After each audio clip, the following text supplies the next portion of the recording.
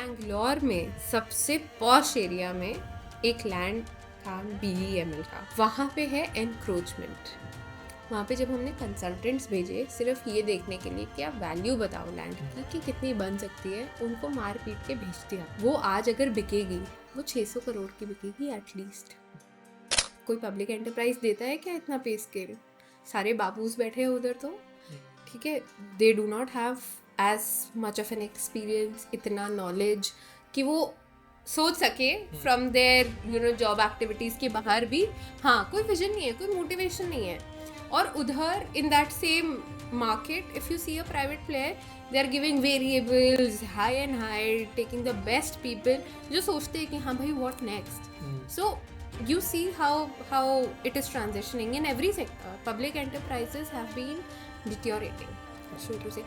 I keep on saying BSNL, MTNL because they have been the company जिनके पास बहुत land assets थे, पहले बिल्कुल डिक्लेयर नहीं कर रहे थे, पर इवेंचुअली 3-4 हज़ार करोड़ मांग रहे थे जस्ट टू सस्टेन देमसेल्व्स सरकार से कि हमें 3,000 करोड़ दे दो ग्रांट में, 4,000 करोड़ दे दो, हम लॉस में हैं।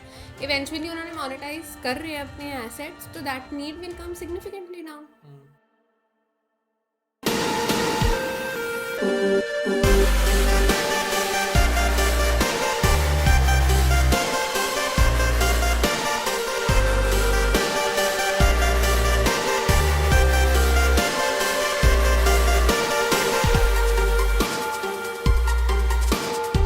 Welcome to the show.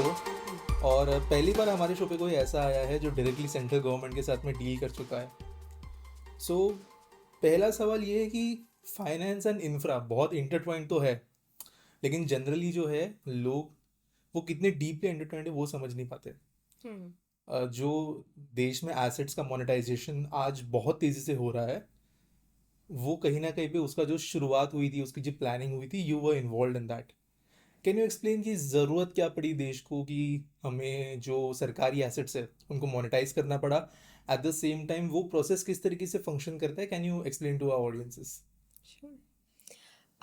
तो इंडिया में स्पेसिफिकली आप अगर कोर एसेट्स की बात करो, जैसे ट्रांसमिशन टावर्स हो गए, या आपके कोई रिन्यूएबल एनर्जी एसेट्स है, या वाटर रिजर्वॉयर्स है, और if you talk about non core assets जैसे सिंपल लैंड पार्सल्स पड़े हुए हैं सरकार के पास, सरकारी एजेंसीज के पास, ये बहुत अंडर यूटिलाइज्ड है।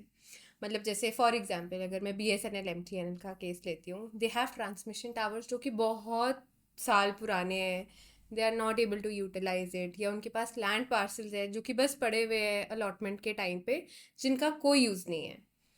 अब at this stage it is better to utilise it and generate money out of it. तो उस मनी से क्या होता है कि जो पब्लिक सर्विस यूटिलिटीज़ है, इंक्लूडिंग से हेल्थ केयर या एजुकेशन, जिसके लिए mostly government is always constrained with finances, they can monetise these assets and eventually money generate करके ये different areas of social impact में डाल सकते हैं to help the finances of the country in general.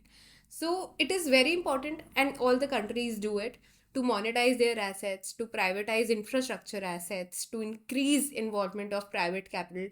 इससे efficiency भी बढ़ेगी, finances भी बढ़ेंगे। तो it is a process that is followed across multiple countries, and it is a very effective process. And इसको करने के लिए अगर आप फ्रेमवर्क की बात करो, फॉर एवरी सब सेक्टर, जैसे इंफ्रास्ट्रक्चर में आप रिन्यूएबल एनर्जी की बात करो, आप रोड्स की बात करो, या आप डेटा सेंटर्स की बात करो, रिसेंटली प्रोसेस सबका डिफरेंट है।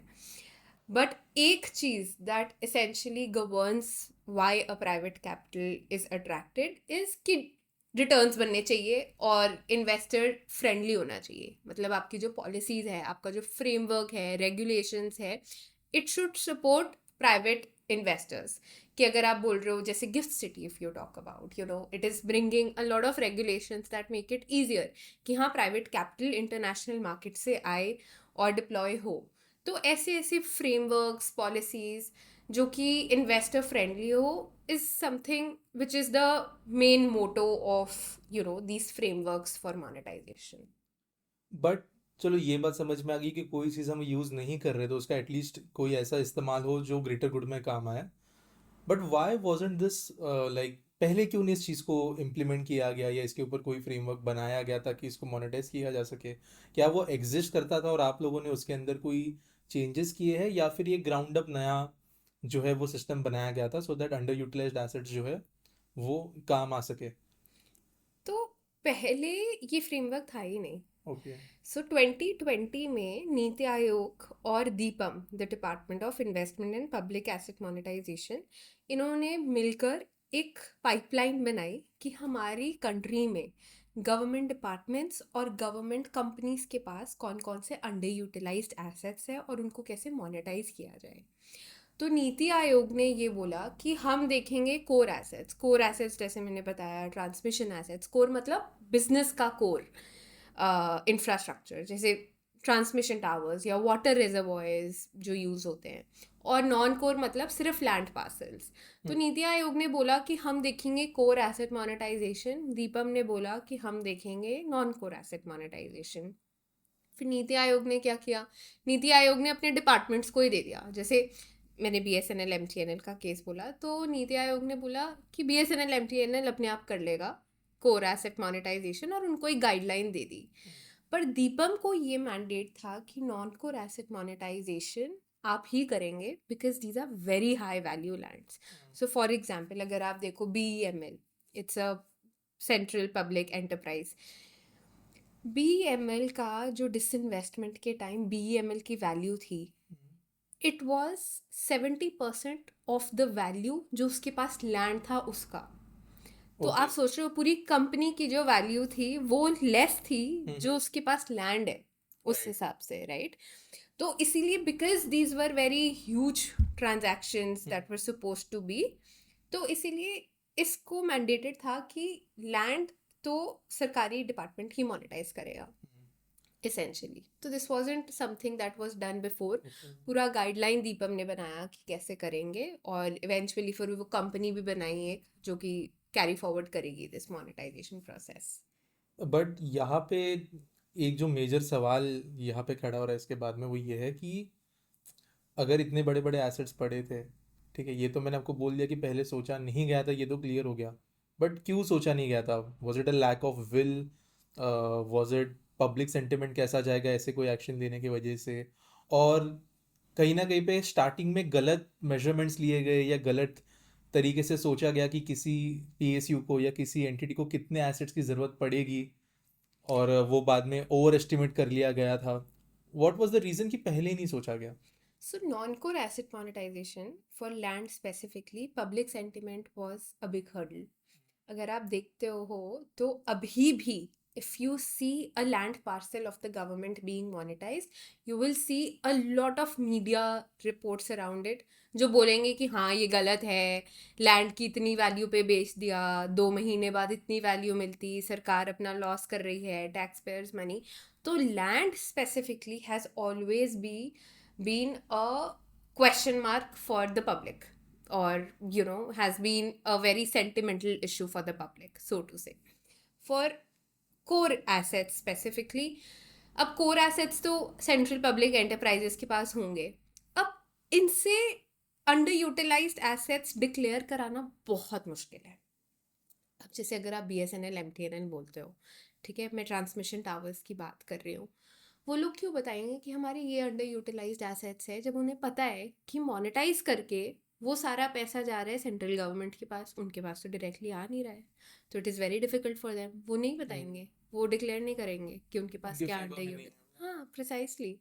अब जैसे फॉर एग्जाम्पल या आप और कोई स्टील कंपनी ले लो, तो steel company has huge machinery जो सड़ी रहेगी, पर वो उसको मोनेटाइज नहीं करेंगे या बेचेंगे नहीं कि पैसे सेंट्रल गवर्नमेंट के पास आएंगे। इससे अच्छा है कि डेप्रिशिएट होने दो, पड़े रहने दो अपने लैंड पर, what ever.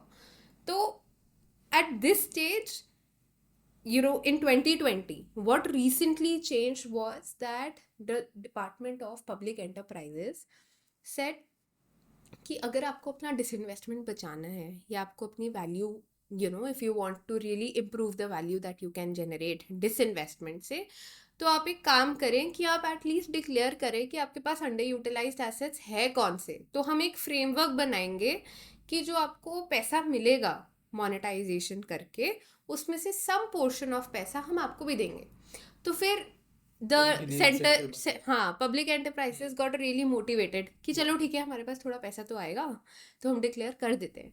So that is how the entire thing at least lined up 2020 में, और फिर हमने फ्रेमवर्क बनाया कि ये कैसे कर सकते हैं। I don't know if I am right और wrong, but recently I read somewhere कि कुछ एस्टिमेट्स के हिसाब से फ्यू पीएसयूज वो उनका जितना प्रॉफिट वैसे वो अपनी कोर एक्टिविटी से जनरेट कर रहे हैं, उससे ज़्यादा पैसा वो इस तरीके के मोनेटाइजेशन एक्टिविटीज से करेंगे, ऐसे वो ट्रैक रिकॉर्ड पर है। Absolutely, why not? Have you seen our public enterprises? या Apart from some of them, all of them are very, I mean, inefficient. या inefficient to say the least. अब आप अगर किसी प्राइवेट कंपनी के साथ in the same market if you are competing, they have very good access to capital. या They have the best people in the entire market. कोई public enterprise देता है क्या इतना पे स्केल? सारे बाबूस बैठे हैं उधर, तो ठीक है, they do not have as much of an experience, इतना नॉलेज कि वो सोच सके फ्रॉम देयर जॉब एक्टिविटीज के बाहर भी। हाँ, कोई विजन नहीं है, कोई मोटिवेशन नहीं है। और उधर in that same market, if you see a private player, they are giving variables high and high, taking the best people, जो सोचते हैं कि हाँ भाई what next. So you see how it is transitioning in every sector. Public enterprises have been deteriorating, so to say. थोड़े बहुत है, जैसे NTPC मान लो, एनर्जी सेक्टर में, यू सी एनर्जी सेक्टर में सही है क्योंकि एनर्जी की डिमांड ही इतनी है that they have to continue. Private players अभी भी आ रहे हैं। थर्मल में प्राइवेट प्लेयर्स के ऊपर बड़ी रिस्ट्रिक्शन है। रिन्यूएबल एनर्जी में they are coming, they are doing good, पर at least for thermal plants and steel making, ऐसे जो कमोडिटी रिलेटेड है, उसमें public enterprises are still very flourishing that way. तो बस यहाँ पे ना, जैसे आपने जब लास्ट डिस्कशन ये जो चल रहा था, that section of discussion, you also use the term public सोचती है बेच दिया, बट वो बेचना बहुत अलग चीज़ है और मोनेटाइजेशन एक बहुत अलग चीज़ है। Not everything is outright sold off, absolutely. Right? वो ज़रा आप एक्सप्लेन करेंगे, ये बेच दिया और मोनेटाइज कर दिया, इन दो वर्ड्स में डिफरेंस क्या है?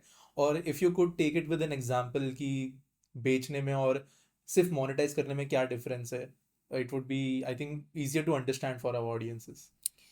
तो मैं ये दो सेगमेंट्स में एड्रेस करती हूँ। एक फ्रॉम इंफ्रास्ट्रक्चर पर्सपेक्टिव। अब जैसे अगर आप रोड्स पे जाते हो, आप देखते हो कि टोल रोड्स पे आपको टोल कलेक्ट हो रहे हैं। मुझे पता है, मैं जब टोल रोड्स पे जाती हूँ अपने पेरेंट्स के साथ, मेरे पापा एक ही कमेंट मारते हैं कि टैक्स पेयर का मनी है और टोल भी हमसे ही कलेक्ट कर रहे हैं, तो हमने टैक्स क्यों भरा है? ठीक है। Eventually if you will see entire world में this is a model that is followed, and I am not saying सब कर रहे हैं तो हमें भी करना चाहिए, but I will explain you why it is important. आपको ये मानना पड़ेगा कि आप एक ऐसी कंट्री में रह रहे हो जहाँ पे रूरल एरियाज में ना तो अच्छा हेल्थ केयर है, ना अच्छी एजुकेशन है, ठीक है। सो सोशल इंफ्रास्ट्रक्चर तो बहुत लैक कर रहा है। Just for context, world health organization बोलती है कि लाइनैक मशीन्स, जो कि कैंसर मशीन्स होती हैं, वेरी इंपॉर्टेंट कैंसर मशीन्स, वो एटलीस्ट एक होनी चाहिए 1 मिलियन लोगों में, ठीक है। इंडिया के पास है 1 in 2.5 million people. So are very If huge it under is supply. huge undersupply, and the government hospitals have oversupply of patients that they do not know कि ट्रीट कैसे करें, ठीक है। तो आप इस सिचुएशन में हो जहाँ पे गवर्नमेंट बहुत ही ज़्यादा डेफिसिट में है, उनके पास पैसे नहीं है कि कहाँ कहाँ डिप्लॉय करे पब्लिक सेक्टर में। तो अब ऐसी सिचुएशन में हो जहाँ पे जो इंफ्रास्ट्रक्चर एसेट्स जो कि एक्चुअली रेवेन्यू जनरेट कर सकते हैं, जैसे road assets, these are very very lucrative for a private investor to invest in, तो why will they not do it, right? तो जब आप टोल रोड्स की बात कर रहे हो फॉर एग्जाम्पल इंफ्रास्ट्रक्चर में, तो there are a couple of models of privatization. तो आप ऐसा नहीं बोलते कि हाँ भाई रोड पूरी बिक गई, आप ऐसे बोलते हो कि थोड़े साल के लिए, जैसे 25 साल का एक कंसेशन पीरियड होता है। कंसेशन मतलब कॉन्ट्रैक्ट होता है बिटवीन अ गवर्नमेंट और एक प्राइवेट प्लेयर। तो सरकार ये बोलती है ठीक है 25 साल तक आप इस पे टोल कलेक्ट कर लो, ये आपकी थ्रेशोल्ड है, इतना ही आपको कलेक्ट करना है। आप रोड को बनाओगे भी, आप रोड को ऑपरेट भी करोगे। ठीक है, और मेंटेन करोगे जो भी 15 साल में उनका कोई मेजर मेंटेनेंस कैपेक्स होता है whatever, but you see the quality of the roads that have been made, Yes. you will not get it in a government made road, so to say. आप rural areas में जाओ जो non टोलेबल है, आप वो वाली देखो, नहीं मिलेंगे आपको इस क्वालिटी की, कौन मेंटेन करेगा? सारे बाबूज बैठे हैं, they have a Different lot of work businesses. घर पे जाके, they will not do Yeah, it. right. ठीक है, तो अगर आप देखो रोड सेक्टर, स्पेशली NHAI ने जो किया है, national highway authority of India, with roads privatization, it is remarkable. और 25 साल बाद क्या हो रहा है, जैसे आपने रोड्स पे टोल कलेक्ट किया, लिया। ठीक है, 25 साल बाद सरकार के पास आ रही है ना, Yes. तो it's a better utilization and a very efficient way to do it. Yes, I am sorry for the audience, they have to pay the toll, Yeah. but from a country's perspective, from a government's perspective, it only makes sense. The private player is happy, and the sarkar is happy. The consumer should be happy. They are getting a good Quality roads, yeah. roads that way. ठीक है, और वो पैसा अगर rural area में जाके health care provide कर रहा है, एजुकेशन प्रोवाइड कर रहा है, तो the larger consumers are happy. एक और चीज़ मैं ऑडियंसेस के लिए यहाँ पे ऐड करना चाहूँगा अबाउट दिस मॉडल। रोड बनाना है जब ऐसे कोई बहुत बड़ा प्रोजेक्ट है 50,000 करोड़ 60,000 करोड़, तो जब ऐसे मॉडल्स पे रोड्स को डेवलप किया जाता है तो गवर्नमेंट को खुद से डायरेक्टली पैसा भी इन्वेस्ट नहीं करना पड़ता, because the private company can arrange capital from somewhere, और वो बहुत बड़े लेवल पे लोड कम करता है। अगर गवर्नमेंट बोल रही है कि हम 2 लाख 3 लाख करोड़ के ऐसा रोड बना रहे हैं, इट डजेंट मीन कि वो डायरेक्टली ज़रूरत पड़े कि वो जो मेन बजट एलोकेशन है उसमें से ही जाए। वो अपना कैपिटल भी रेज कर सकते हैं through help of private companies, other funds and etcetera. तो ये बहुत ज़रूरी है समझना कि उसके बिना हम एटलीस्ट आज जो इकोनॉमिक कंडीशन है, even though it is growing, but उसमें जिस लेवल पे हम इंफ्रा डेवलप कर रहे हैं उसके लिए ये मॉडल्स अप्लाई होना काइंड ऑफ नीड है, ऑप्शन नहीं है, राइट। एंड मे बी एक पॉइंट या देयर, तो अब जैसे हमने रोड्स की बात करी, ठीक है, अब हमारे पास रोड्स में specially to have private capital, हमारे पास सेट अच्छा मॉडल है जो कि सालों साल से चल रहा है, ठीक है।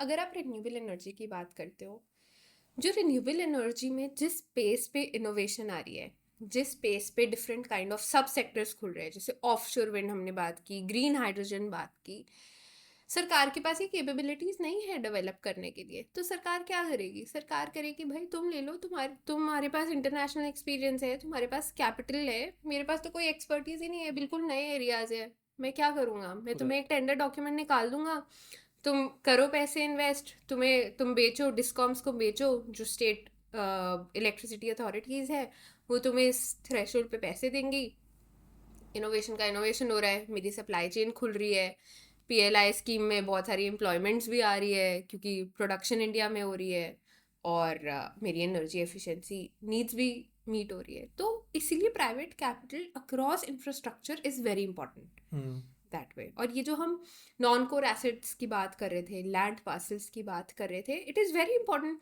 अब just I keep on saying BSNL, MTNL, because they have been the company जिनके पास बहुत लैंड एसेट्स थे, पहले बिल्कुल डिक्लेयर नहीं कर रहे थे, पर इवेंचुअली 3-4 हज़ार करोड़ मांग रहे थे जस्ट टू सस्टेन देमसेल्व्स सरकार से, कि हमें 3,000 करोड़ दे दो ग्रांट में, 4,000 करोड़ दे दो, हम लॉस में हैं।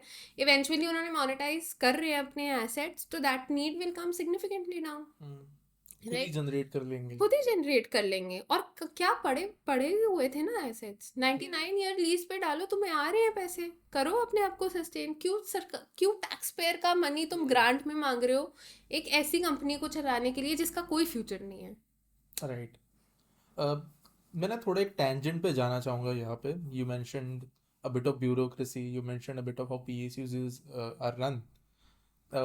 बहुत अनफॉर्चुनेट है कि इतने स्टार्टिंग में जो इतने वेल फंडेड थे या एक अपना नाम बना सकते थे, ऐसे PSUs हमारे देश के अंदर थे, but what was the reason कि डिक्लाइन में वो जाने लगे? Is bureaucracy the sole reason और there are other aspects to see as well?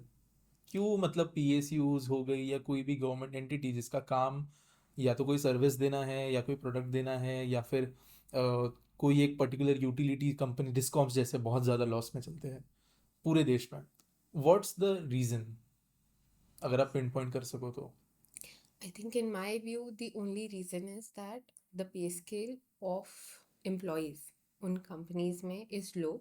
उस हिसाब से they do not attract the best talent, right? तो उसके हिसाब से वो लोग भी काम नहीं करते हैं.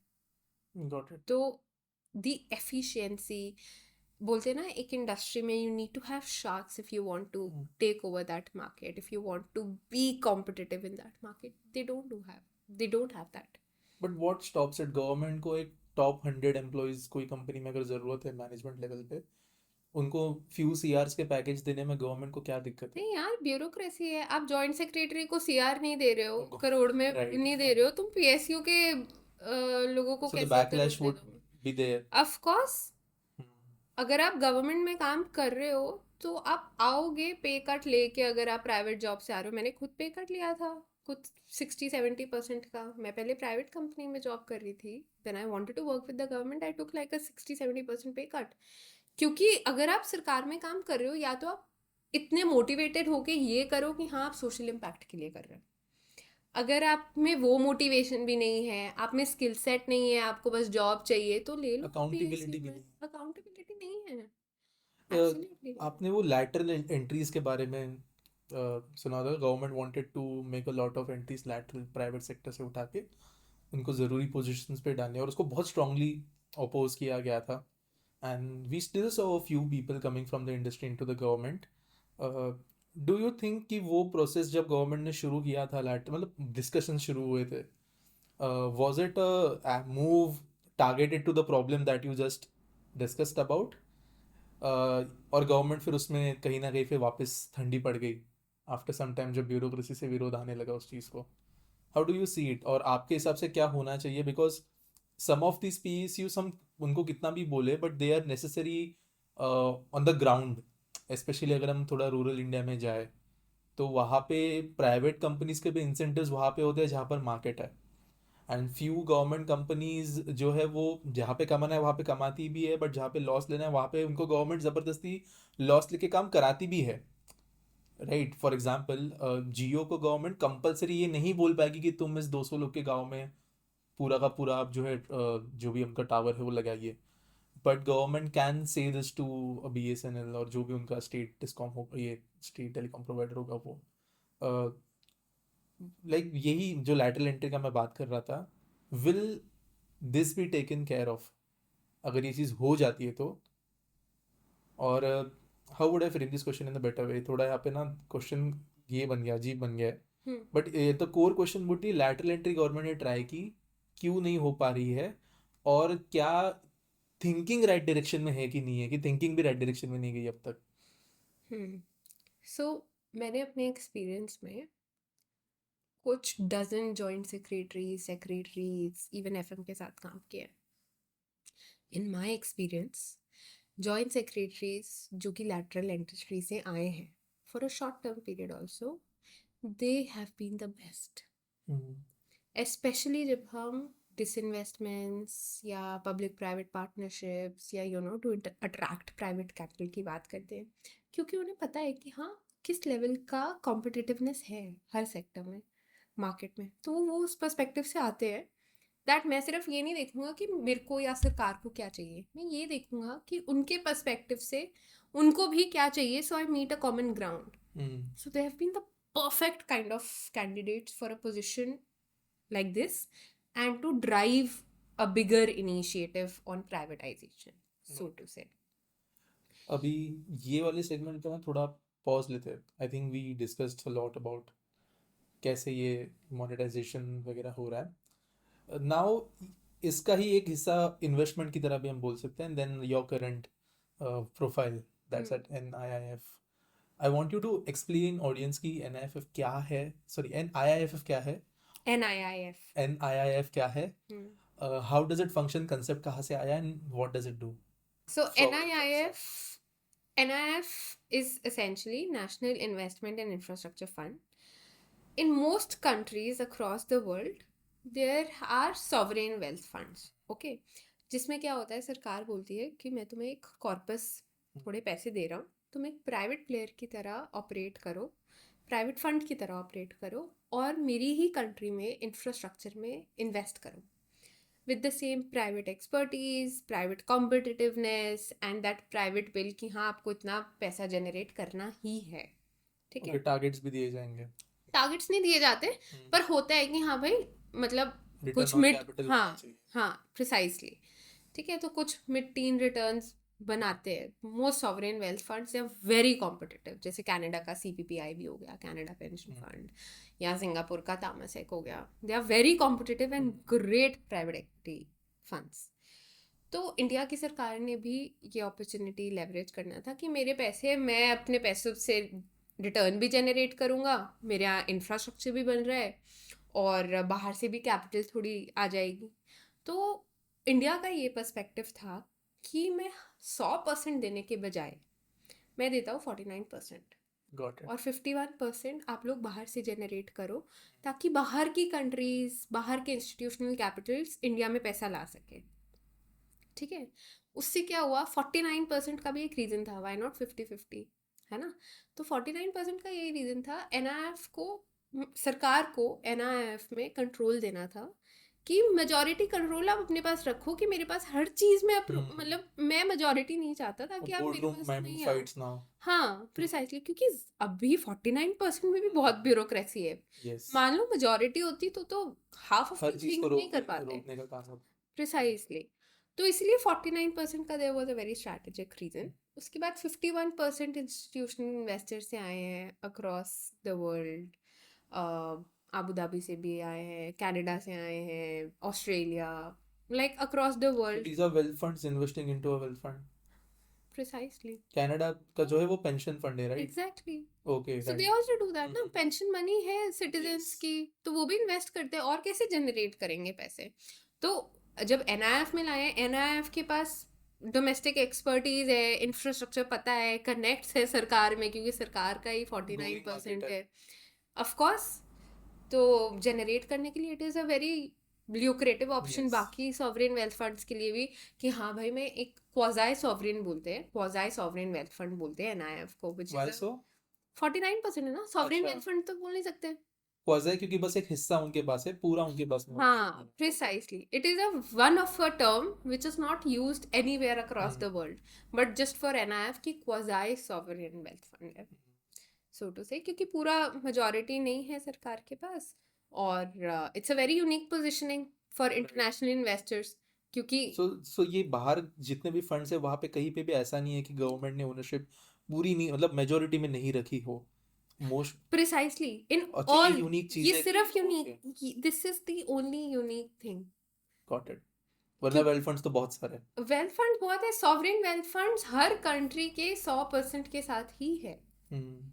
ठीक है। अब जैसे जस्ट ऑन दैट टैंजेंट, अब जैसे कनाडा का है Canada land company, CLC, 100% owned by the government, ठीक है। वो लोग भी एसेट्स मोनेटाइज करते हैं, यही जो मैं non core asset land assets की बात कर रही थी, मोनेटाइज करते हैं फुल ओनरशिप के साथ, ठीक है। लोगों से बाय कर लेते हैं, बाकी सरकारी डिपार्टमेंट से बाय कर लेते हैं और फुल ओनरशिप है। उस केस में जब मैं नॉन कोर एसेट मोनेटाइजेशन की बात कर रही हूँ, इवन ये जो नेशनल लैंड मोनेटाइजेशन कंपनी बनाई थी, तो increasingly by this point I am trying to make is that सरकार रियलाइज करती है कि उसमें इनएफिशिएंसी है, तो they want private expertise.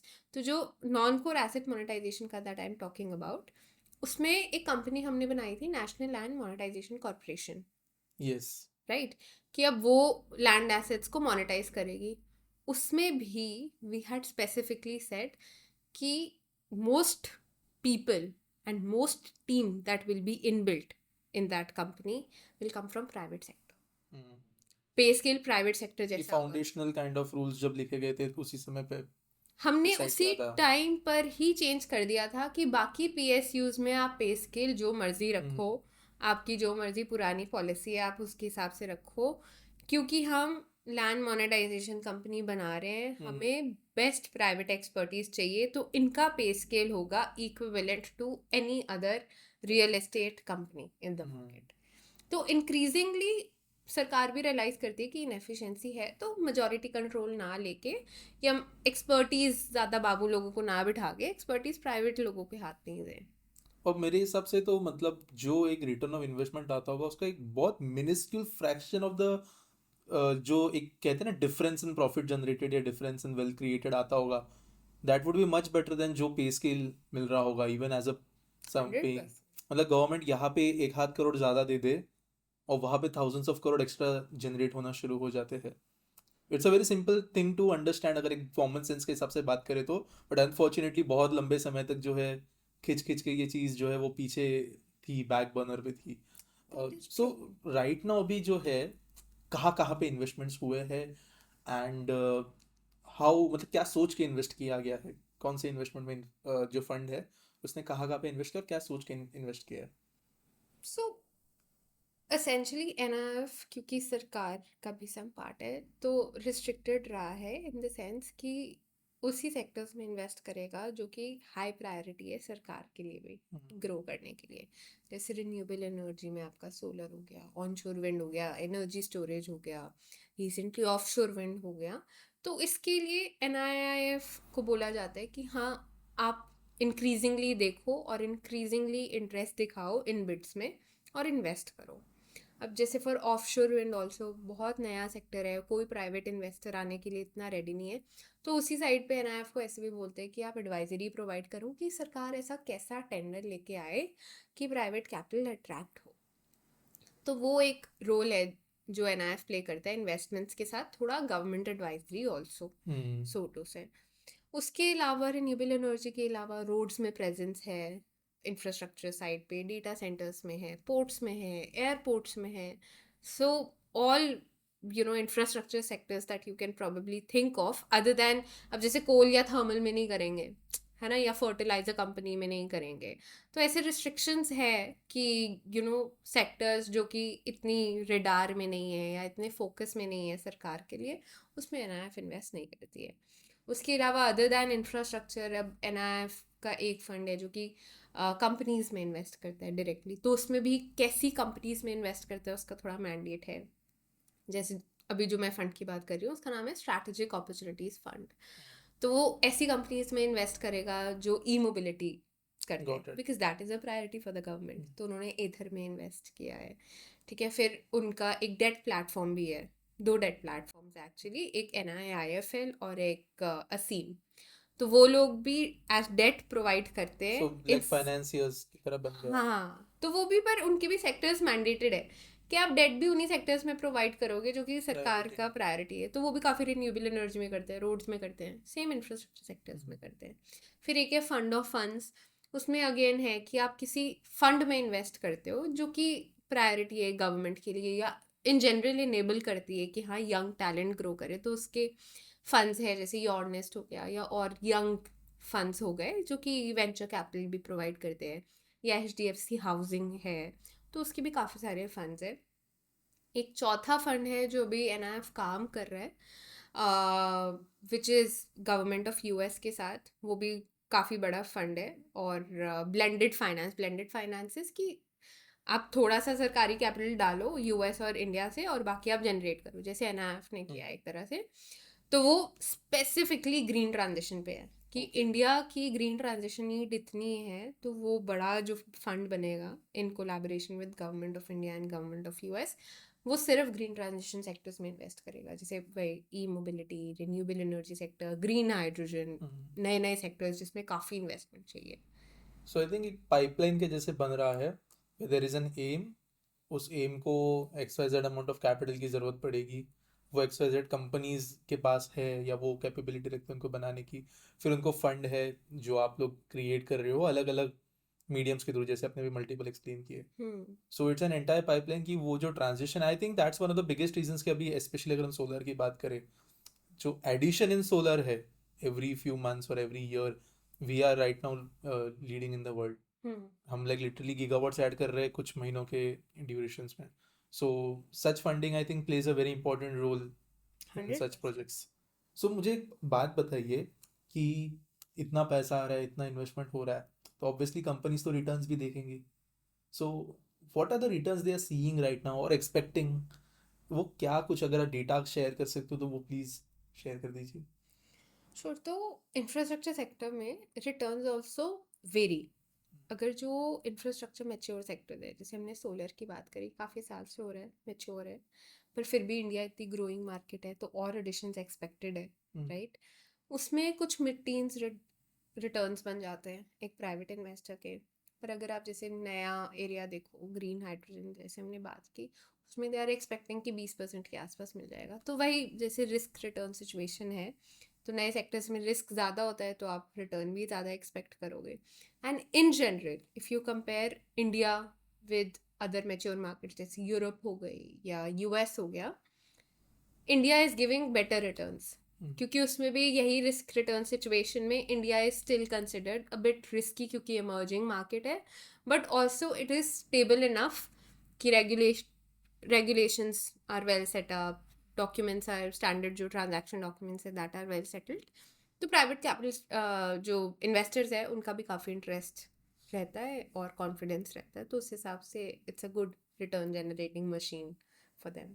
Recently, not recently, I think 1.5 साल या 2 साल हो गया होगा, गडकरी जी ने कहा था कि even a normal individual can invest in roads and then expect returns better than bank FDs and all. तो मुझे ना ज़रा आपसे वो जानना है कि ये जो अभी रिसेंटली हमें देखने मिल रहा है कि NHI जैसी बॉडीज जो है वो इन्वेट्स वगैरह लॉन्च करती है, पब्लिक इन्वेस्ट, वो क्या है वो पूरा process? And it's like a small individual भी उसके अंदर फिर हिस्सा ले सकता है, जो आप कह रहे हो, द इंफ्रास्ट्रक्चर ग्रोथ स्टोरी। सो वो ज़रा आप अगर एक्सप्लेन कर देंगे तो वो, आई थिंक ऑडियंसेस को और लोगों को अब तक उसकी अवेयरनेस नहीं है, लोगों को सिर्फ इक्विटी मार्केट्स प्राइवेट कंपनीज तक ही सीमित है ऐसे लगता है। सो कैन यू एक्सप्लेन ये क्या है? श्योर, एंड मे बी उसके लिए I take a step back. तो पहले जब हमने जैसे रोड प्राइवेटाइजेशन की बात करी, तो पहले समझते कि ये पैसा जा कहाँ रहा है, तो it gives investors also some confidence कि मेरा पैसा एक्चुअली बनेगा कैसे, करेक्ट? तो क्या होता है, कई रोड्स तो होती है जो टोल कलेक्ट कर लेती हैं, क्योंकि वहाँ पे ट्रैफिक ज़्यादा है। प्राइवेट प्लेयर बोलता है पहले ही इतनी गाड़ियाँ जा रही है तो मैं आराम से जनरेट कर लूँगा टोल पैसे। इज बस उतना काफ़ी हो गया, टोल ही काफ़ी है उनके टोल लिए। काफ़ी है क्योंकि गाड़ियाँ इतनी जा रही है मेरी, तो मैं आराम से अपने पैसे बना लूँगा। पर कई रोड्स होती है, जैसे मान लो रूरल एरियाज में हो गई, या कई ऐसे हाईवेज है जहाँ पे इतना ट्रैफिक नहीं है, तो प्राइवेट प्लेयर बोलता है भाई मेरे तो पैसे नहीं बनेंगे, तो मैं क्यों बनाऊँ आपकी ये रोड, मैं क्यों इन्वेस्ट करूँ? तो सरकार इस मॉडल में ये बोलती है कि ठीक है तुम मत बनाओ, नहीं तुम बना लो, पर टोल मत कलेक्ट करो, ठीक है? मैं क्या करूँगा, मैं तुम्हें एन्युटी दूंगा। एन्युटी मतलब एनुअली तुम्हें मैं पैसे देता रहूँगा, ठीक है? एक ये मॉडल है। दूसरा मॉडल ये है कि सरकार को इतने भी प्राइवेट प्लेयर्स नहीं मिले कि वो बोलते हैं नहीं मैं तो डेवलप ही नहीं करूँगा, यहाँ पे बड़े रिस्ट्रिक्शंस है ना, और बहुत इनएफिशिएंसी है, तो उधर सरकार बोलती है ठीक है फिर मेरे 5-6 हाईवेज है, मैं इनको खुद ही डेवलप कर लूँगा, ठीक है? और इवेंचुअली जब ये बन जाएंगे तो मैं देखूँगा अगर मैं टोल कलेक्ट कर सकूँ तो सरकार भी ये चीज़ करती है। तो जब आप इन्वेट की बात करते हो, ये एक ऐसा पूल ऑफ कैपिटल है जो कि सरकार जनरेट करती है अपने लिए to invest in such projects जहाँ पे प्राइवेट कैपिटल डायरेक्टली एक्सेसिबल नहीं होगी, ठीक है? और बहुत सारी कंपनीज भी है, जैसे अगर आप NIF की भी बात करो या और बहुत सारी कंपनीज है, KKR है फॉर एग्जांपल। अब अगर आप इन्वेस्ट कर रहे हो तो आपको पैसे जनरेट करने के लिए एग्जिट भी चाहिए, करेक्ट? तो उनका एग्जिट भी ये होता है कि हाँ इन्वेट में डाल देते हैं वो, तो वो अपना सम पोर्शन पैसे निकाल लेते हैं और इन्वेट निकाल देते हैं, ताकि जो लार्जर पब्लिक है वो लोग इन्वेस्ट कर सके सम पैसा लगा के, और इक्वली अच्छे रिटर्न्स भी रीकूप कर सके। तो कुछ मिड टीन्स बन सकते हैं for retail investors also. I think जिनको इंफ्रास्ट्रक्चर एक्सपोजर चाहिए, जैसे कई लोगों को एक्विटी एक्सपोजर चाहिए, रियल एस्टेट एक्सपोजर चाहिए, हम बोलते हैं इंफ्रास्ट्रक्चर बहुत बढ़ रहा है इंडिया में, तो किसी को अगर चाहिए कि हाँ इंफ्रास्ट्रक्चर में मेरा एक गेम होना चाहिए उस खेलने के ट्रेन लिए, में तो अपनी एक बोगियों को जोड़ लेंगे। Of course 100%। बट एक यहाँ पे मतलब, आई माइट बी रॉन्ग या फिर मुझे शायद ठीक से समझा नहीं, एक तरफ आपने ऐसे कहा कि सच प्रोजेक्ट्स जहाँ पे प्राइवेट कंपनी को जो है अलग अलग मॉडल्स के जरिए भी वो शायद रिटर्न्स नहीं देख पा रहे, तो वो इन्वेस्ट नहीं करना चाहते, and then government is like ठीक है मैं एक पूल ऑफ फंड्स बनाता हूँ जिसमें से ये मैं फंड कर दूंगा। तो फिर गवर्नमेंट रिटर्न्स कैसे कहाँ से लेके आ रही है? Are they reinvesting whatever they are getting, मतलब उनकी जो हर साल के बजट उनको मिल रहा है उसमें से वो रिटर्न कर रही है, फिर if then it becomes a Ponzi, right? लेकिन फिर पैसा आ कहाँ से रहा है? सो ये जो मैं बात कर रही हूँ रोड्स की, जैसे ये रोड्स है थोड़े स्ट्रैटेजिक क्वेश्चनिंग के, इन द सेंस जैसे ये रोड्स है JNK में जहाँ पे नेशनल प्राइवेट, सिक्योरिटी वाले। हाँ जहाँ पे प्राइवेट प्लेयर बोलते हैं कि मैं तो कंफर्टेबल नहीं हूँ हम्म, इन एरियाज में ऑपरेट करने के लिए, नॉट बिकॉज ट्रैफिक नहीं है बट बिकॉज मैं, मुझे पता है मैं उधर अपने ट्रक लेके जाऊंगा तो भसड़ हो जाएगी, मेरे को घुसने नहीं देंगे ऐसे एरियाज में। It's a headache for them it's a basically. Headache for them. सरकार बोलती है ठीक है भाई मैं तो अथॉरिटी हूँ, मैं कर लूंगा, नो मैं नो, बना देता हूँ, द क्वेश्चन इज कि मैं मैं हाँ, they do take tolls HP में, अच्छा अच्छा अच्छा, दे टेक दैट टोल ना। ओके, सो टोल बन रहा है बट प्राइवेट कंपनी को टोल से भी मतलब नहीं है, दे आर लाइक कि मेरे लिए वो प्रोजेक्ट जो है वो है बनाने को ही ही है नहीं। लेकिन। अब राइट। दे, अब उनके लिए इट इज अ सिचुएशन इधर बनेगा भी कि नहीं। फॉर अब them risk reward is very 100%। अब इसी के कॉन्टेक्स्ट में मैं आपको बताती हूँ, जब हम नॉन कोर एसेट मोनेटाइजेशन कर रहे थे लैंड पार्सल का, बैंगलोर में सबसे पॉश एरिया में एक लैंड था BEML का, वहाँ पे है एनक्रोचमेंट। वहाँ पे जब हमने कंसल्टेंट्स भेजे सिर्फ ये देखने के लिए कि आप वैल्यू बताओ लैंड की कि कितनी बन सकती है, उनको मार पीट के भेज दिया, सर्वे नहीं करने दिया। सर्वे नहीं करने दिया उनको। वो आज अगर बिकेगी वो 600 करोड़ की बिकेगी एटलीस्ट, ठीक है। तो अब अब आप ऐसी लैंड को जहाँ पे सर्वे नहीं करने दिया, प्राइवेट प्लेयर को बोलोगे कि बिड जाके करे, bid बनाओ। वो तो हाथ जोड़ लेगा कि मैं 600 करोड़ भी डालूं और मेरे को श्योरिटी भी नहीं है कि मैं बना पाऊंगा। उस केस में सरकार ही आएगी ना। सरकार अब उन एनक्रोचमेंट वालों को बोला ठीक है मैं तुम्हारे लिए एक छोटा सा अपार्टमेंट बना देता हूँ छोटे से लैंड पार्सल रीसेटल में, करा मल्ट देंगे। हाँ मैं तुम्हें सेटल कर दूंगा, कर दिया खाली। मतलब कई चीजें हैं जो सरकार ही कर कॉम्प्लिकेटेड बन सकती है। जाता है जब सिचुएशन, तब ऐसे सॉल्यूशंस हाँ। लेके आने पड़ते हैं। Right, got it. So moving to the next question, हम ना यहाँ पे I think the audience is now clear enough कि इंफ्रास्ट्रक्चर का फाइनेंसिंग बट कितना कॉम्प्लिकेटेड होता है और ज़रूरी कितना होता है। ये ज़्यादा लोगों को लगता है गवर्नमेंट पैसा देती है, कॉन्ट्रैक्टर आता है सब ट्रक्स वगैरह लेके, हम्म। रोड बनाता है, रेलवे बनाता है, घर चले जाता है, पैसा मिल जाता है, बिल पास हो जाता है। But this is not that simple. Hmm. लाखों करोड़ के प्रोजेक्ट जब आप एग्जीक्यूट कर रहे हो तब आपको जो फंडिंग पैटर्न है वो बहुत कॉम्प्लिकेटेड होती है। Moving on to the next segment, मेरे को सबसे जो इंटरेस्टिंग चीज़ लगी ना आपके बारे में, that was working in ministry of finance, लेकिन आपका एक एक्टिव रोल था वहाँ पे। ऐसा नहीं था कि बस एक जैसे होता है ना kind of an accountant role बस चल रहा है, वैसे वाला नहीं था आपका। यू आर इन जो बहुत बड़े डिसीजंस है जो देश को आने वाले कई सालों तक इम्पैक्ट करेंगे, वैसे डिसीजंस के अंदर जो ब्रेनस्टॉर्मिंग होती होगी या मीटिंग्स होगी, you have been part of that. पहले तो मैं ये जानना चाहूँगा, how was it working with the Ministry of Finance. Secondly मैं ये जानना चाहूँगा personally, miss Nirmala Sitharaman has a very strong presence online. वो खुद से नहीं है, मैं बात कर रहा हूँ लोग उनके बारे में बहुत ज़्यादा बात करते हैं। Many people have really positive impression and personally I have a very positive impression of her, क्योंकि मैं जैसे globally I invest outside of the country as well. जो हालत बाहर के मार्केट्स की हुई पोस्ट कोविड, जो इकोनॉमिक सिचुएशंस, मेरी कुछ कजिन्स वगैरह रहते हैं वहाँ पे, उनसे जो सुनने मिलता है, some of them have lost their jobs etcetera, वो कंडीशंस इंडिया में उत्पन्न नहीं हुई पोस्ट 2020 सिचुएशन।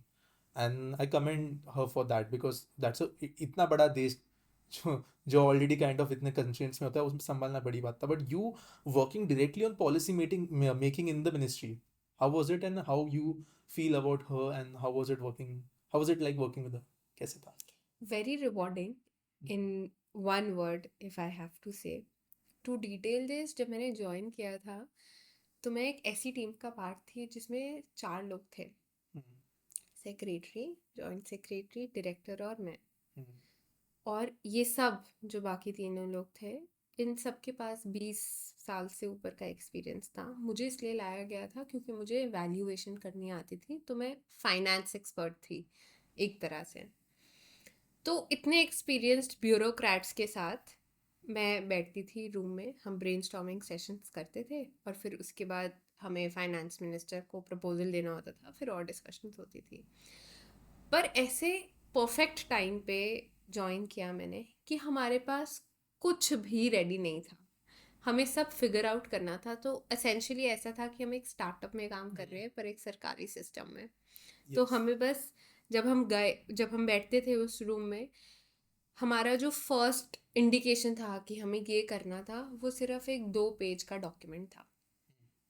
वो भी ये बताता था कि सरकार ने सोचा है कि फाइनेंसिंग कंस्ट्रेंट है पर बहुत सारे एसेट्स अंडर यूटिलाइज्ड है, कुछ करा जाए। प्रॉब्लम स्टेटमेंट दिया बस गया था प्रॉब्लम बस। स्टेटमेंट था। ठीक है। और था कि अब क्या करें, ये क्वेश्चन हमारे लिए था। तो था फिर नीति आयोग के साथ काफ़ी सारी मीटिंग्स की हमने। चलो ये हुआ कि हाँ तुम एक पाइपलाइन बना लो, हम एक पाइपलाइन बना लेते हैं। तो हम नॉन कोर एसेट मोनेटाइजेशन हम एंटायरली देख लेंगे, कैसे फ्रेमवर्क क्या क्या करना है, और तुम लोग कोर एसेट मोनेटाइजेशन देख लो। तो इतना रिवॉर्डिंग था। मुझे याद है कि हम एक फर्स्ट प्रपोजल जब लेके गए थे निर्मला सीतारमन के पास, हम 11 बजे तक रात के बैठे थे उनके ऑफिस में। और वो इतनी डिलीजेंट है कि उन्हें उससे मतलब नहीं पड़ रहा था कि 11 बजे है या उन्हें घर जाना है, या शी वॉजेंट कि कल देख लेंगे, बिल्कुल भी एटीट्यूड नहीं। उनको ये था ये करना है, आज करना है, डिसाइड करेंगे, और उसके बाद अगर कोई रिवीजन होगा तो कल ही दे दो मुझे, ताकि मैं ये फटाफट फाइनल करके आगे प्रोसेस कर दूँ। तो उस सेंस में उनका वर्क कमिटमेंट बहुत अच्छा है। शी इज़ वेरी डिलीजेंट, और जो काम करने हैं तो वो उसमें एक्सक्यूज नहीं ढूंढती कि हाँ कल हो जाएगा, या प्रोक्रास्टिनेट नहीं करती हैं, और खुद स्टेप लेती हैं। ऐसा नहीं है कि उन्होंने 5-6 डॉक्यूमेंट्स हैं तो उन्होंने बोला ठीक है मेरे को बता दो कि इसमें क्या लिखा है। वो 5 डॉक्यूमेंट्स खुद पढ़ेंगी, खुद हाईलाइट करेंगी, क्वेश्चंस पूछेंगी, एक एक पॉइंट को क्वेश्चन करेंगी कि ये क्यों सोचा, ये क्यों नहीं सोचा। So she is very diligent that way. क्या उनका जो एक लोग जो उनका एक स्ट्रिक्ट काइंड ऑफ एक इमेज बना कर रखे हैं, is it because of the same thing कि वो हर एक चीज़ को बहुत सीरियसली लेती है और बहुत ज़्यादा खुद से देखती है, and specially in the world of babus वो एक काइंड ऑफ एक कॉन्ट्रास्ट निकल कर आता है, the way she is working. 100%। It's true वो राइट। बाहर से काम करके आई हैं। I think she was investment banking में या पहले, यूके में। तो उन्हें पता है कि क्या चाहिए शी कॉम्पिटिटिवनेस अंडरस्टैंड्स के लिए। व्हाट। हाँ, तो she is very detail oriented. अब लोगों को वो स्ट्रिक्ट लगे, बट इन हर पोजीशन वो बहुत रिस्क ले रही हैं अपने ऊपर। ये चीज़ करके मान लो आपने लैंड बेच दिया, उसका रेपरकशन सरकार पे आएगा। सरकार में किस पे आएगा? मिनिस्ट्री उन पे पर आएगा। आएगा। अगर कुछ गलत हो गया, आपने मान लो 800 करोड़ की लैंड 500 करोड़ में बेच दी क्योंकि आपको लगा 500 करोड़ वैल्यूएशन है, 300 करोड़ कहाँ गए? कौन राइट। करेगा? कौन जवाब देगा? कौन जवाब देगा? कौन बोलेगा कि अच्छा आप तो फेवर कर रहे थे इस बिडर को इसलिए वो आपने तुरंत सस्ते में बिल्कुल निकाल सही दिया? जाएंगे। वो बहुत रिस्क ले रही हैं और उनपे प्रेशर। utmost प्रेशर है। तो it only make sense for her to get deep into the details, understand everything. और उस सेंस में the entire team I will appreciate, जैसे joint secretary, secretary, director, all of them were very diligent, क्योंकि उन्हें पता था कि क्या रिस्क ले रहे हैं वो लोग। अब ऐसा नहीं है ना सिर्फ निर्मला सीतारमन पे आ जाएगा, राइट। उसके बाद it will flow down also. तो उन्हें पता था कि वो क्या ले रहे। I mean just on a lighter note जब हम बात करते थे तो मुझे याद है the joint secretary used to mention कि बॉस तुम तो तिहाड़ भेजोगे। मतलब जस्ट क्या? क्योंकि पता था उनको कि कितना रिस्क प्रेशर हाँ। ले रहे हैं उस सेंस में। आई थिंक लोग जनरली ना फाइनेंस मिनिस्ट्री को एज अ पैसा देने वाला डिपार्टमेंट समझते हैं। पीपल फॉरगेट टू अंडरस्टैंड उनको पैसा लाना भी पड़ता है कहीं से। They have to work with RBI. उनको बजटिंग ध्यान से देखनी पड़ती है। लॉसेस हो गए तो भी वो उनको ही झेलनी है। एंड जितना लोग बेसिक चीज़ों को समझते हैं, फाइनेंस इज दैट, कैसे कहे, इकोनॉमी का फाउंडेशन जो होता है वो वहीं से शुरू होता है, at least in the modern world. उसके बिना कोई काम नहीं होगा। And it's a very delicate thing. आप एक गलत काम, एक 0.5 बेसिस पॉइंट की वजह से कुछ भी हिल सकता है पूरे मार्केट के अंदर। It sends a very strong message. आपने खुद मल्टीपल टाइम्स मार्केट मूवमेंट्स ऊपर नीचे होती है hmm. Because of a single decision. तो जो पर्सन वो लेवल की रिस्पॉन्सिबिलिटी हैंडल कर रहा है ऑफ अबाउट 3-3.5, आई थिंक 4 तो हो गई होगी अब तक, $4 ट्रिलियन इकोनॉमी। तो वो प्रेशर जो है वो हैंडल करने के लिए, और लोग अगर बोलते हैं कि कम से उनको लोगों के लिए सिंपैथी नहीं है, she is very straight forward. वो जो प्रेशर में काम कर रही है वो उन्हें पता है, उनकी टीम को पता है। So hundred probably percent that's the reason behind it. अभी मेरे हिसाब से ना एक सवाल आपके फीड बॉक्स में या इनबॉक्स के अंदर एक फ्लड होने वाला ये है कि यूपीएससी दिए बिना मिनिस्ट्री में घुसे कैसे आप? How does it happen? Like Can you like share that journey with the audiences? तो यूपीएससी दिए बिना भी there are number of options that you can look at. तो एक तो जैसे आपने लैटरल एंट्री तो चलो सीनियर लेवल लोगों के लिए हो गया। एक देयर आर ऑटोनॉमस एजेंसीज जैसे क्वालिटी काउंसिल ऑफ इंडिया हो गया, ठीक है। तो ये भी सरकार ने बनाई थी और इसीलिए बनाई थी कि एक्सपर्ट्स जो हैं पर्टिकुलर सेक्टर में, जैसे मैं वैल्यूएशन की एक्सपर्ट थी, उनको डिफरेंट मिनिस्ट्रीज में प्लेस कर दें। तो it's a very rigorous interview process, बहुत रिगरस रिक्रूटमेंट प्रोसेस होता है।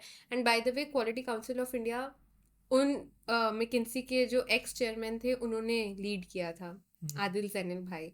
तो I directly met him, he is been a mentor through the years. तो इवेंचुअली यही है that if you go through, if you are good in what you do, if you have the right skills, अगर आप quality council of India में चले गए, so they easily place you in these different ministries.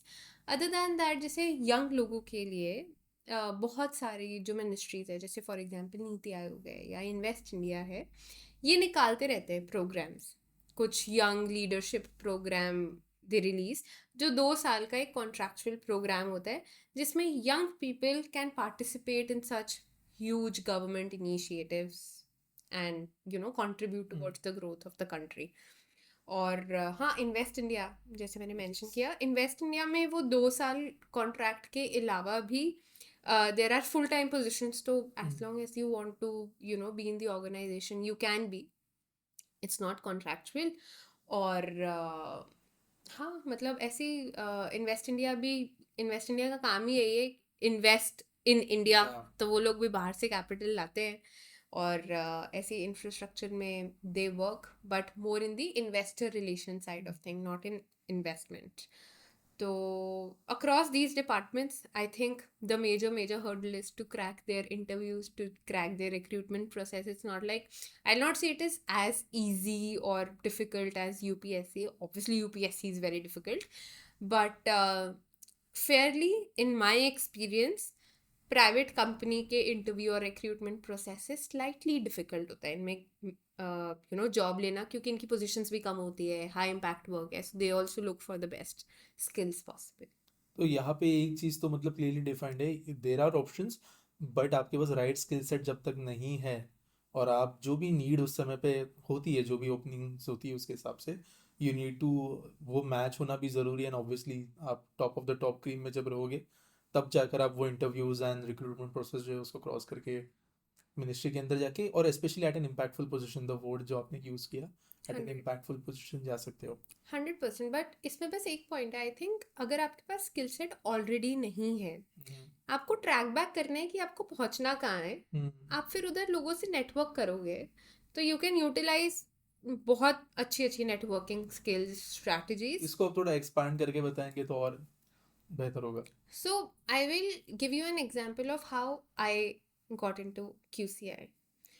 तो QCI में मेरी QCI में job लेने से पहले मेरी फर्स्ट स्ट्रैटेजी थी कि एक बार देखते हैं कि मेरे को सरकार के साथ काम करना है तो कौन कौन सी एजेंसीज हैं। तो पहले तो मैंने ये फिल्टर आउट किया कि कौन कौन सी एजेंसीज हैं जिसमें मैं ऐसी एंट्री ले सकती हूँ बिना यूपीएससी दिए। फिर उसके बाद मैंने देखा, अच्छा जैसे QCI मिला, इन्वेस्ट इंडिया, फिर मैंने अपना इंटरेस्ट देखा कि मुझे जाना है जहाँ पे मैं एक्चुअल इन्वेस्टमेंट रिलेटेड काम करूँ, चाहे खुद इन्वेस्टमेंट करूँ या इन्वेस्टमेंट फ्रेमवर्क बनाऊँ जिससे इन्वेस्टमेंट अट्रैक्ट हो इंडिया में। तो फिर वो ज़ीरो डाउन हो गया कि हाँ ऐसा मैं कर सकती हूँ क्वालिटी काउंसिल ऑफ इंडिया में जाकर। अब जैसे मैंने बताया आदिल जैनिल भाई, it is not easier for you to get into QCI। मतलब हजारों क्या लाखों वो उनके पास रेज्यूमेस पड़े होते हैं, एप्लीकेशंस पड़ी होती हैं। तो I wanted to take a very different route कि मैं डायरेक्टली उनके इनबॉक्स में या डायरेक्टली उनसे बात करूं और दिखाऊं that I have the right skill sets कि मैं QCI का पार्ट बन पाऊं। तो उसके लिए मेरा फर्स्ट अप्रोच तो चलो था कि हाँ उनको कोल्ड ईमेल किया, उनको लिंक्डइन पे मैसेज किया, पर ऑब्वियसली वो इतने सीनियर है, आप खुद इमेजिन करो कि एक्स चेयरमैन रहे हुए मैकेंसी के, so that did not work.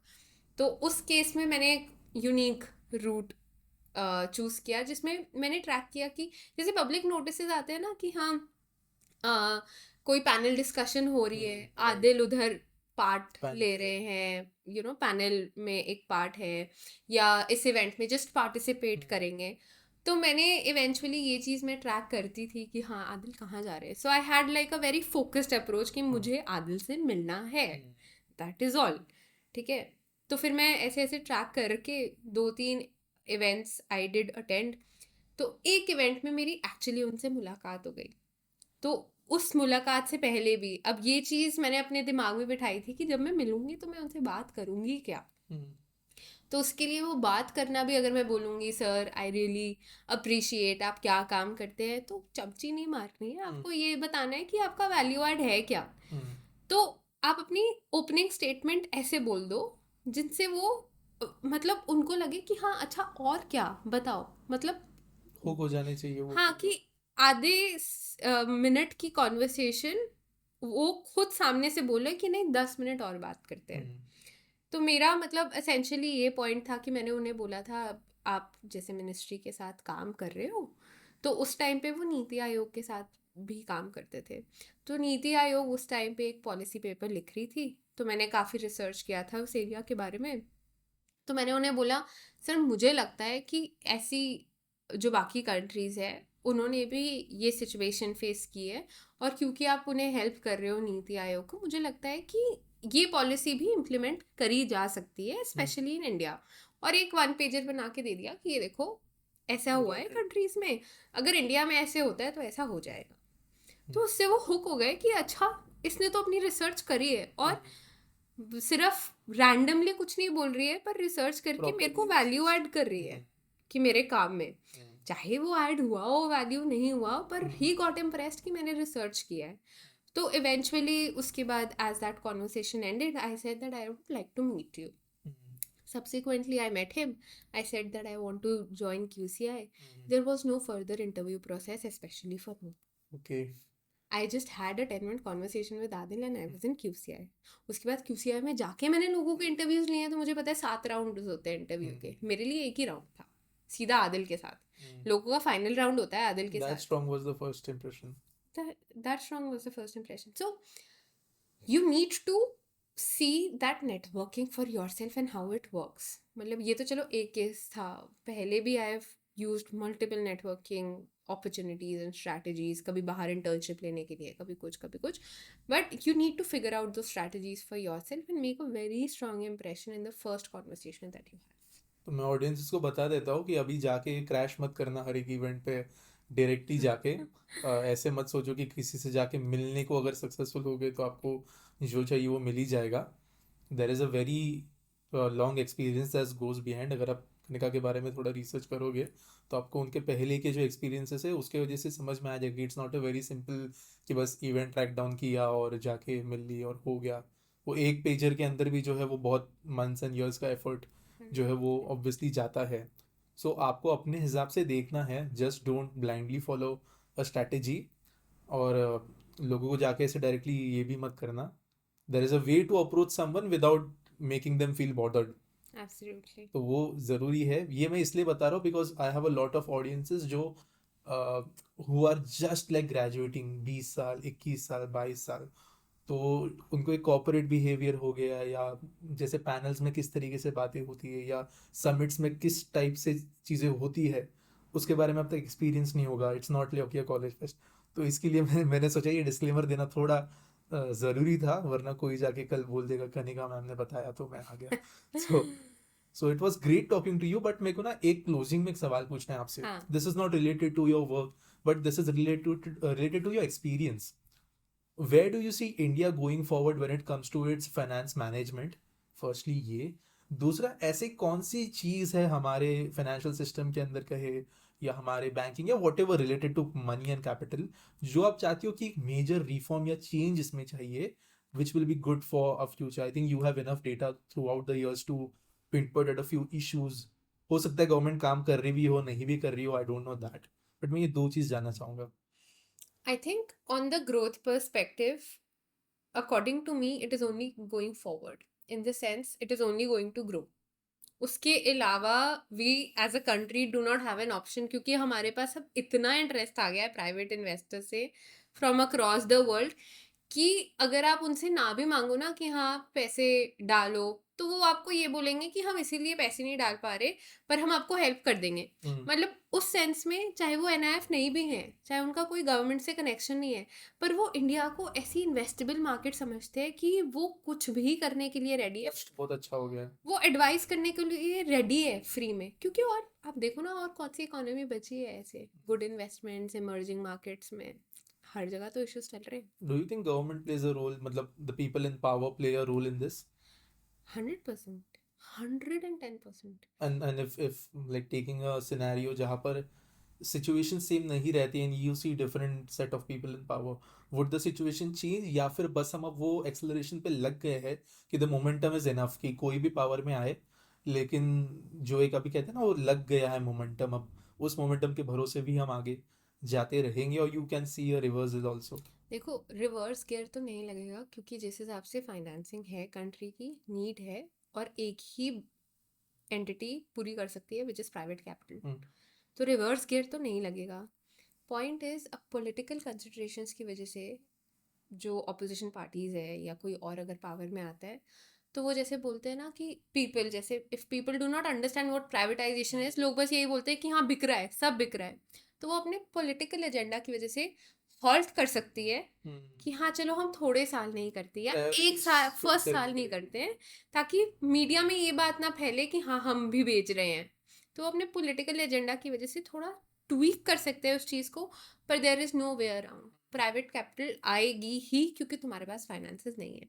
I think ये थोड़ा दिखना शुरू हो गया है, बिकॉज येस्टरडे महाराष्ट्र का इंटीरियम बजट जो है वो अनाउंस हुआ था, एंड यू सॉ ऑडियंस जो वोटर है उसके हिसाब से शिफ्ट करना ही पड़ता है, अदरवाइज अपॉर्चुनिटी टू ग्रो देने के लिए भी चांस नहीं मिलेगा। तो उन्होंने फिलहाल शायद ऐसा सिचुएशन मान के लिया है कि थोड़ा अभी प्रायोरिटीज़ को जो है शिफ्ट करनी पड़ेगी, वरना वो प्रायोरिटीज़ रखने के डिसीजंस भी हम नहीं ले पाएंगे बाद में।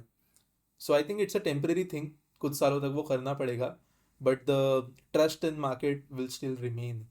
एंड द सेकेंड थिंग जो मैंने पूछा था मेरे लास्ट सवाल के अंदर, what reform would you like to see? Not reform एक पर्सपेक्टिव से, but a significant hurdle in the government that I have seen. Political parties चलो ठीक है, you know we have discussed about that, पर सरकार में ये होता है that there is a churn. अब आप ब्यूरोक्रेट्स बोलते हो, तो ऐसा होता है कि 2 साल तक ब्यूरोक्रेट एक डिपार्टमेंट में रहेगा, उसके बाद वो शिफ्ट हो जाएगा। तो 2 साल तो उसको एक्सपर्टीज बनाने में ही लग गई उस सेक्टर की, उसके बाद आप उसको शिफ्ट कर रहे हो, किसी और सेक्टर में डाल रहे हो। जैसे फॉर एग्जाम्पल मेरे केस में ये था, जब मैं मिनिस्ट्री ऑफ फाइनेंस में थी, तो मेरी जॉइंट सेक्रेटरी ने 2 साल लगाए समझने में नॉन कोर एसेट मोनेटाइजेशन। पूरी दुनिया में एजेंसी से बात करके कोरिया कोरिया तक जाके हमने देखा कि कैसे होती है लैंड मोनेटाइजेशन। 2 साल में हमने एक्सपर्टीज ही बनाई थी, काम not an issue, not an issue. 2 साल में हमने एक्सपर्टीज बनाई थी, और कंपनी बस खड़ी की थी कि उनका ट्रांसफर हो गया। अब जो दूसरा ब्यूरोक्रेट आया है, ही टुक 1 ईयर टू जस्ट अंडरस्टैंड हमने काम क्या किया है, उसके बाद तो वो आगे लेके जाएगा। Two step forward one step backward वाला सिचुएशन बन जाता है। Precisely. So this is so inefficient, क्योंकि जब आप बोलते हो ना कि इतना टाइम लग रहा है मेजर रिफॉर्म्स में, वो इसीलिए लग रहा है। इस केस में मैं आपको बताती हूँ, lateral entries have played such a good role. अब जो लैटरल एंट्रीज थे, उन्हें पता था कि थोड़े बहुत टाइम के लिए चलो आ रहे हैं उनकी, मतलब एक डिपार्टमेंट में, उन्होंने अपनी जी जान लगा दी वही 2 साल में करने के लिए, कर करके ट्रांजैक्शन डॉक्यूमेंट्स निकाल के अप्रूव करवा लिए कि मुझे पता है मैं तो जाऊंगा, एटलीस्ट प्रोसेस फॉरवर्ड चलता रहना चाहिए, मैंने अप्रूवल्स करा दी सारी। Right, and I think that's the right approach. मतलब वो, आई don't know who said this, minimum government maximum governance, वो वाला चीज़ बन जाता है, राइट? आप एक्सपर्ट्स से कंसल्टिंग लो, obviously you are the final decision maker, आपके साइन के बिना कोई चीज़ आगे नहीं बढ़ने वाली है, बट तुम खुद उसके अंदर अगर इन्वॉल्व होने जाओगे ना, तुम खुद उसके अंदर डेली मैटर्स देखने जाओगे, तो कभी भी तुम जो है 100% एफिशिएंसी या क्वालिटी के साथ में काम नहीं कर पाओगे। You can be the monitor, don't be the actual, क्या के सुपरवाइजर बनो, एक्चुअल वर्कर बन के जो है कहीं ना कहीं भाई वो काम True. ठीक से नहीं हो पाएगा। Thank you so much Kanika for giving your Thank you valuable so time. much. All the best for your future ventures. और आपने ना वो एक पॉइंट खोला about the inner workings, unfortunately कहे या फिर मीडिया ही हमारे देश का ऐसा है जहाँ पर ना कुछ डिटेल्स जो एक्चुअली बहुत ज़रूरी है जानने के लिए लोगों को कि दुनिया और गवर्नमेंट चलती कैसी है, वो इतने सिंपलिस्टिक वे में बता दिया जाता है ना कि जब भी कोई कॉम्प्लिकेटेड प्रोसेस शुरू हो जाता है, it may be with money, it may be with railways, it may be with any other thing, लोग उस सिंप्लीफिकेशन से जैसे ही दूर जाने लगते हैं, पीपल गेट कंफ्यूज और फिर वो उसको गलत इंटरप्रेट करने लगते हैं। And to clarify these things, specially जहाँ पे यंग लोग अभी है हमारे देश के अंदर, आने वाले 20-30 साल के अंदर एक बहुत बड़ा वोटर बेस का हो या एक इकोनॉमी के अंदर कंट्रीब्यूटर का हो, those are going to be young people. And if they don't understand how the economy works and how immensely it's effects, जैसे मेरा काम जो है it kind of relies on international markets also, हम एड्स वगैरह पे चलते हैं, hmm, and we have seen how it affects, एक इकोनॉमी का ऊपर नीचे जाना 2-3% से भी कितना असर कर सकता है ये हमने देखा है। And I think more people who understand not just about finance but सारा गवर्नमेंट कैसे अंदर से काम करता है, their way of looking towards government decision and government working change, कोई गलत चीज़ है तो वो उसको आइडेंटिफाई कर पाएंगे, कोई सही चीज़ है तो वो आइडेंटिफाई कर पाएंगे। वो ऐसा नहीं है कि बस बाहर से देख के या कोई मीडिया ने बोल दिया इसके लिए वो चीज़ एक्सेप्ट कर लेंगे। And you hmm. Have today given a big amount of time I would say ये चीज़ समझाने के लिए। So my thank you pleasure. So much, thank you so thank much you. Again, thank you so and we much. Would like to host you again on a similar topic whenever we have time. 100% sure. Thank you. Thank you.